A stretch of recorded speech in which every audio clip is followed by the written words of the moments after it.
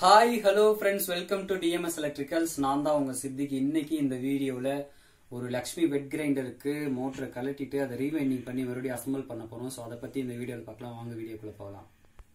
Okay, வீடியோக்குள்ளே வந்தாச்சு. இதுதான் அந்த Lakshmi wet grinder 4 litre capacity.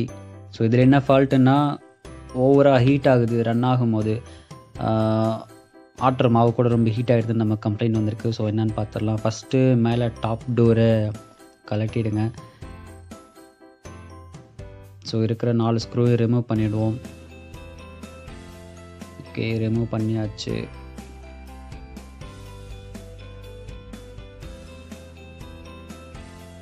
இருக்கிற ஒயர் எல்லாத்தையும் ரிமூவ் பண்ணிவிடுங்க. நான் மறுபடியும் ரீகனெக்ட் பண்ணும்போது உங்களுக்கு என்ன கனெக்ஷன் பக்காவாக சொல்லிடுறேன். ஸோ இப்போ அது தேவையில்லை எது ரிமூவ் பண்ணுறோங்கிறது. ஓகே, சைட் டோரை கழட்டிடலாம். சைட் டோரை கழட்டுறது எதுக்காகனா, மோட்டர் நம்ம இந்த வழியாக தான் எடுக்க போகிறோம்.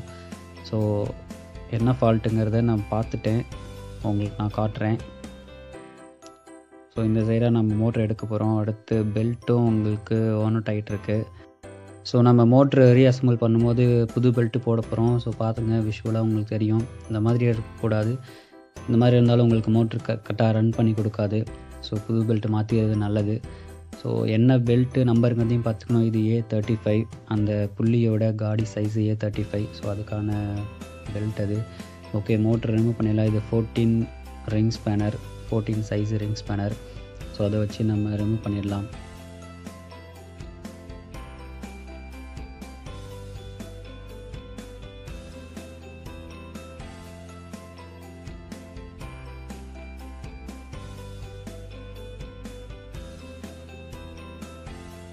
கீழே இந்த மாதிரி ஒரு கை கொடுத்து பிடிச்சிக்கணும். இன்னொரு ஆள் ஹெல்ப்புக்கு வச்சுக்கோங்க. சப்போஸ் அப்படியே வச்சு கழட்டிங்கன்னா டப்புன்னு கீழே விழுந்துடும், பாடி டேமேஜ் ஆகும், இல்லை உங்கள் கைக்கு எதாவது அடிப்படும். ஓகே, மோட்ரு இந்த மாதிரி அழகாக எடுத்துருங்க வெளியில். ஸோ என்ன கம்ப்ளீட்டு நான் காட்டுறேன் பாருங்கள். Motor winding வெந்துட்டுருக்கு. ஸோ இந்த மாதிரி வெந்துட்டுருக்கும் போது உங்களுக்கு ஓவராக ஹீட் ஆகும். ஸோ அதனால் நம்ம மோட்ரை ரீவைண்டிங் பண்ண போகிறோம். வாங்க ரீவைண்டிங் பண்ணிட்டு வந்துடலாம்.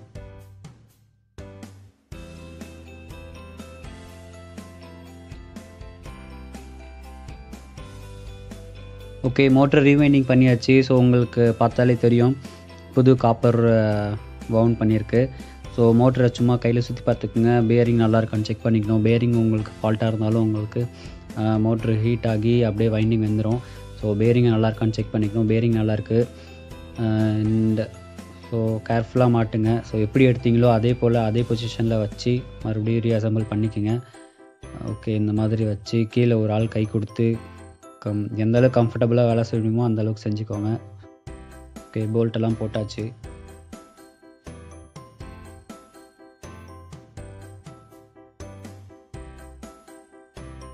போல்ட் போட்டு டைட் வைக்கிறதுக்கு முன்னாடி பொசிஷன் கரெக்டாக செக் பண்ணிக்கோங்க. இந்த மாதிரி புள்ளியும் அந்த வீலும் ஸ்ட்ரெயிட்டில் இருக்கணும். ஸ்ட்ரெயிட் இல்லைன்னா கொஞ்சம் அட்ஜஸ்ட் பண்ணி வச்சுக்கோங்க. ஸ்ட்ரெயிட் இருந்தால் தான் உங்களுக்கு பெல்ட்டு வார்னட் ஆகாது. ஸ்ட்ரெயிட் இல்லைன்னா உடனே உங்களுக்கு ஆகிடும், பெல்ட் வந்து பிஞ்சிக்க வாய்ப்பு இருக்குது. ஸோ இந்த மாதிரி ஸ்க்ரூ ட்ரைவரோ இல்லை நூல் பிடிச்சி கூட சில பேர் வந்து அதை செக் பண்ணிப்பாங்க. ஸோ அந்த மாதிரி நம்ம செக் பண்ணிக்கலாம்.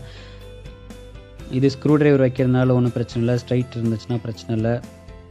ஓகே, நம்ம இந்த பழைய பெல்ட்டை தூக்கி போட்டு புது பெல்ட்டை எடுத்துக்கலாம். A35A. ஸோ சேம் நம்பரில் அதே பெல்ட்டு. ஸோ அதே காடிக்கு செட் ஆகும்.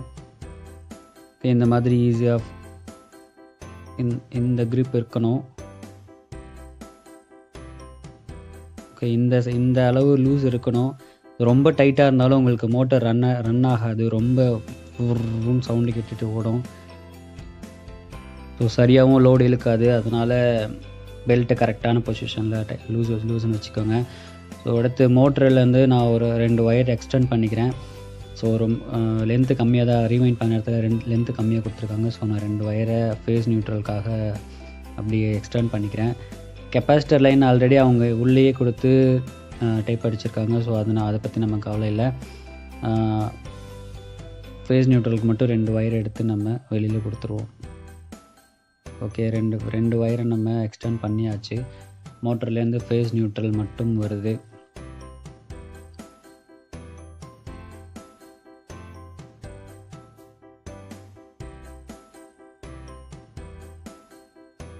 அடுத்து நம்ம இன்கமிங் கொடுக்கறதுக்கு ஃபேஸ், நியூட்ரல் மற்றும் எர்த்து 3மே வேணும். ஸோ இந்த பழைய முன்னாடி இருந்த பொசிஷனில் எப்படி இருந்திருக்குன்னா ஃபேஸ் நியூட்ரல் மட்டும்தான் கொடுத்துருக்காங்க, எர்த்து கொடுக்கல. ஸோ எர்த்து கம்பல்சரி கொடுத்தானோ, கிரைண்டர் இந்த மாதிரி ஸ்டீல் கிரைண்டர் கம்பல்சரி கொடுத்தானோ.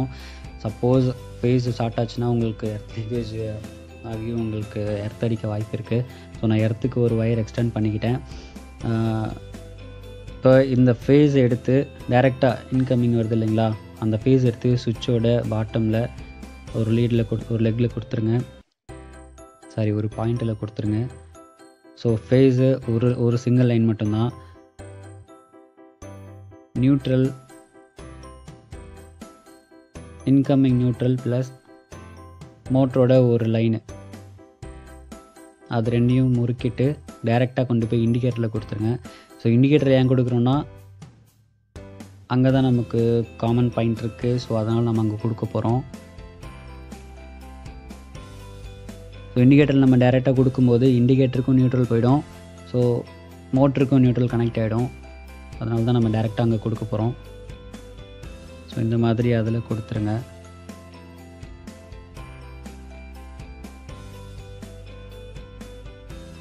ஓகே, பக்காவாக டைட் பண்ணிக்கோங்க. நியூட்ரலோட வேலை அவ்வளோதான். ஸோ இப்போ ஃபேஸோட வேலை அடுத்து நம்ம ஃபேஸ் இன்கமிங் கொடுத்துருக்கோம் இல்லைங்களா, அடுத்து நம்ம ஃபேஸை எடுத்து சுவிட்சோட இன்னொரு பாயிண்ட்லேருந்து டைரெக்டாக மோட்டருக்கு ஃபேஸ் போகும்.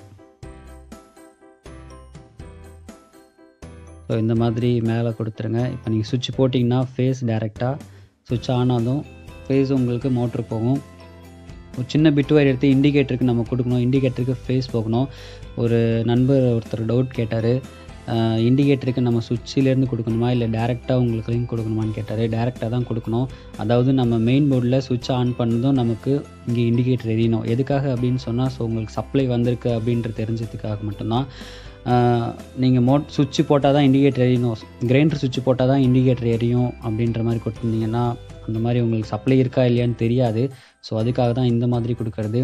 மெயின் நம்ம 3 பின் ப்ளக்லேருந்து வர ஃபேஸ் எடுத்து டைரெக்டாக நம்ம இண்டிகேட்டர் கொடுக்கணும். ஸோ அதுக்கு நம்ம இந்த இதுலேருந்து லிங்க் பண்ணி இங்கே கொடுத்துக்க போகிறோம்.